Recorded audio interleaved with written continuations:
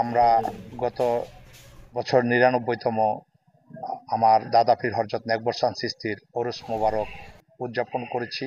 এবার আমরা শতবর্ষ পদার্পণ করলাম এবং এই শতবর্ষর ওরস মোবারকটি আমরা মাহে রমজানের পবিত্রতা রক্ষার্থে আমরা এই অনুষ্ঠানটিকে একটু ছোট করে নিয়ে আসছি।